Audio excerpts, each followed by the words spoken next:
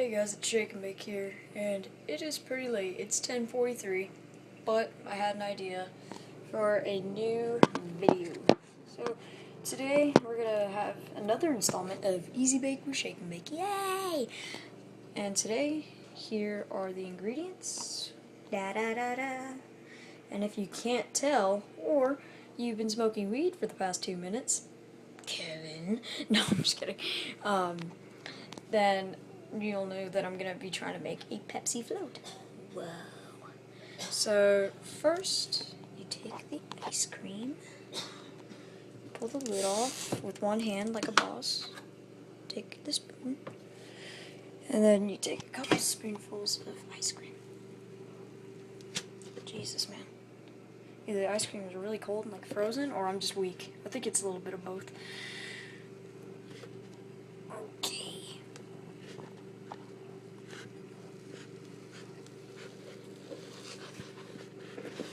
Holy crap, that was a huge piece of ice cream. Whoa.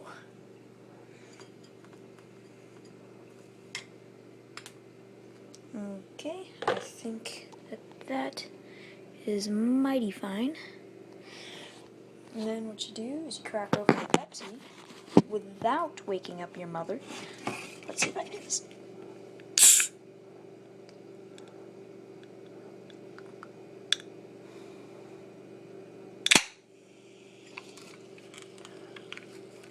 Okay, looks like it was a success.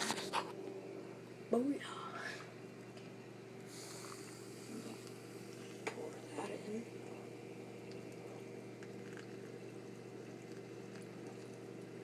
Wait for it, wait for it.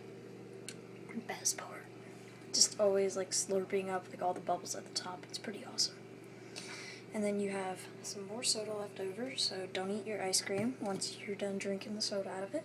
And I don't know about you guys, but I like chocolate syrup, so whatever. YOLO, right? God, I hate people that say that.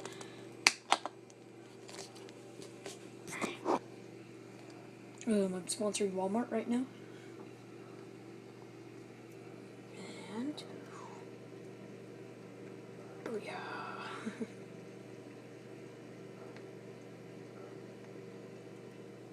Alright. Now you take your spoon out of the ice cream. And you put it right in the cup. And then you're good. Ice cream float. There you have it. Shake and Bake's famous ice cream float. More soda, yes. Holy cow. Another shot of that epic slurping action. That's what he said. Okay, later guys.